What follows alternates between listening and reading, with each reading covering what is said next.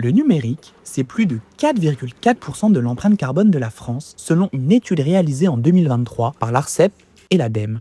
Un impact porté par nos usages quotidiens qui questionnent notre manière de concevoir le web. Alors, comment créer des services numériques plus sobres sans sacrifier la performance d'une expérience utilisateur? Sandrine Elmiersi, chef de l'unité Internet ouvert à l'ARCEP, et Mathilde Lecomte, responsable RSE chez SNCF Connect Tech, expliquent comment le RGESN guide cette démarche pour concilier sobriété, performance et durabilité. Bonjour à toutes les deux. Bonjour. Alors, qu'est-ce que l'éco-conception appliquée au numérique et pourquoi est-ce devenu un enjeu prioritaire? Si le numérique a longtemps été vu comme une solution face au changement climatique, les travaux récents, dont l'étude que vous mentionnez, soulignent son impact environnemental en croissance.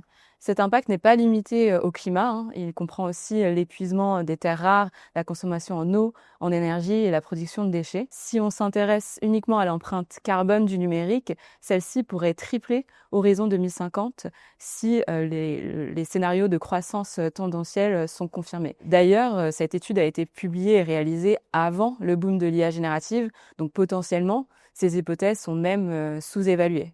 Heureusement, face à ce constat, des leviers existent, en particulier celui de l'éco-conception. L'éco-conception consiste à intégrer les aspects environnementaux à chaque étape du cycle de vie d'un service ou d'un produit. C'est dans cette lignée que le RGESN a été développé pour donc accompagner les acteurs du numérique comme SNCF Connect Tech dans cette transition. Alors justement, qu'est-ce qui vous a amené à intégrer l'éco-conception dans le développement du site SNCF Connect Tech? Alors évidemment, toutes les raisons que Sandrine vient d'évoquer, et je ne vais pas revenir dessus, mais ça s'inscrivait également dans notre démarche de labellisation numérique responsable, puisque nous avons obtenu le niveau 2 du label. De fait, c'était très cohérent pour nous d'intégrer une démarche d'éco-conception dans la création de ce nouveau site. Qui plus est, ça nous donnait un premier exemple concret de service numérique développé avec une équipe interne, qui ensuite pourrait servir d'exemple pour d'autres services numériques développés dans l'entreprise, mais aussi être quelque part notre vitrine de compétences à l'externe. En quoi le RGESN aide-t-il concrètement les équipes techniques à concevoir des services plus sobres et performants? Donc très concrètement, le RGESN est un document de travail opérationnel qui rassemble 78 fiches pratiques détaillant les critères environnementaux essentiels à prendre en compte dans une démarche d'éco-conception à l'échelle d'un service. Donc le RGESN permet aux professionnels du numérique de développer progressivement leur approche en matière d'éco-conception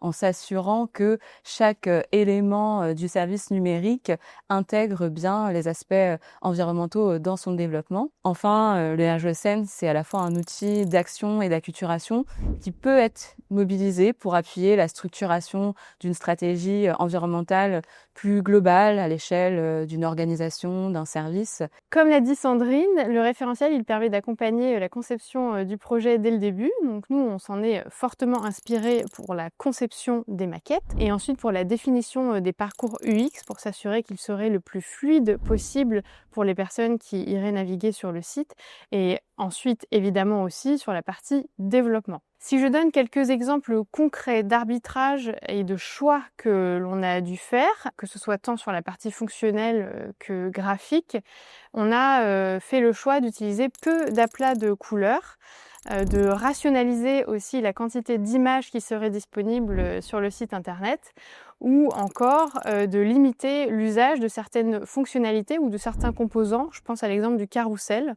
Quand on s'est rendu compte qu'on n'en aurait besoin qu'à une seule reprise dans le site, on s'est dit autant le remplacer par un autre composant. Pouvez-vous nous citer des exemples de pratiques ou de choix qui, au contraire, augmentent l'impact environnemental d'un site ou empêchent sa sobriété? Oui, bien sûr, ça serait par exemple une application qui compilerait des fonctionnalités inutiles à des fins purement esthétiques.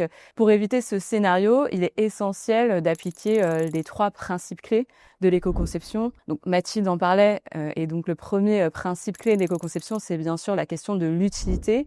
Questionner l'utilité du service avant sa conception, mais aussi la pertinence des ajouts supplémentaires. Le second principe clé de l'éco-conception, c'est véritablement la question de l'efficience. Le concepteur, le développeur doit s'assurer de choisir la solution la plus efficace, la moins émettrice en gaz à effet de serre, mais aussi la moins consommatrice en ressources. Et le dernier principe clé de l'éco-conception que je souhaiterais souligner, c'est celui de la durabilité.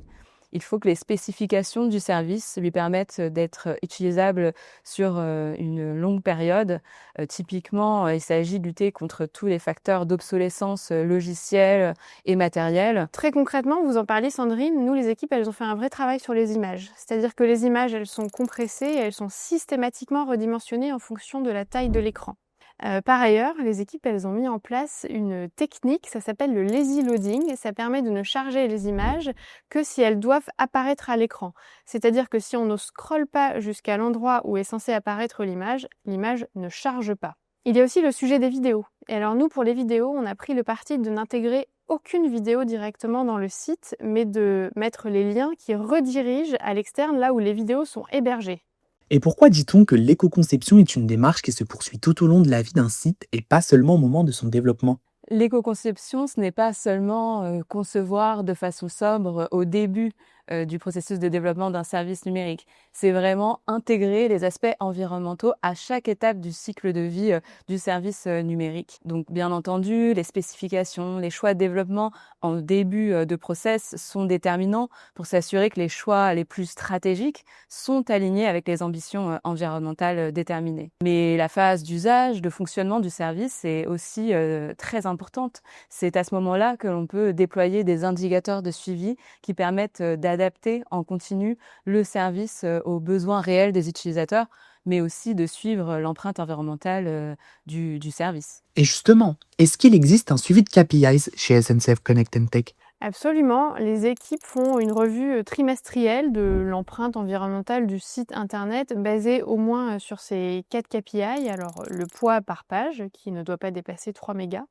le nombre de requêtes par écran qui lui ne doit pas dépasser 60, la quantité de données transférées et aussi on regarde le score éco-index du site et on ne doit pas descendre en dessous de la note D. Et bien sûr, il y a une démarche collective dans l'éco-conception du site puisque l'équipe projet a formé l'ensemble des équipes qui sont amenées à contribuer sur ce site pour que soient respectés les critères du RGESN à chaque fois qu'on ajoute un nouveau contenu sur le site. Et que répondez-vous à ceux qui considèrent que le numérique responsable est un frein à la performance? J'aurais envie de leur répondre, avez-vous des preuves? Puisque nous, on a plutôt des preuves du contraire. Déjà, la démarche ne nous a pas empêché de sortir un site performant, mais aussi on a vu dans d'autres cas, et je pense que ça se vérifiera chez nous, que ça permet de réduire les coûts d'infrastructure et d'hébergement à minima d'un site. Oui, totalement. Éco-concevoir, ce n'est pas moins concevoir, c'est mieux concevoir. S'assurer que les ressources limitées dont nous disposons sont affectées aux usages les plus utiles, les plus pertinents et s'inscrivent dans une logique de durabilité dans le respect donc des limites planétaires. Donc finalement, l'éco-conception, c'est donner un sens à la performance et s'éloigner d'une logique court-termiste pour favoriser donc une approche plus durable. Et pour finir, en 3 mots, quelle est votre recette d'une démarche d'éco-conception réussie? Je dirais ambitieuse, collective et enthousiaste. Et moi, je dirais utile, durable et efficace.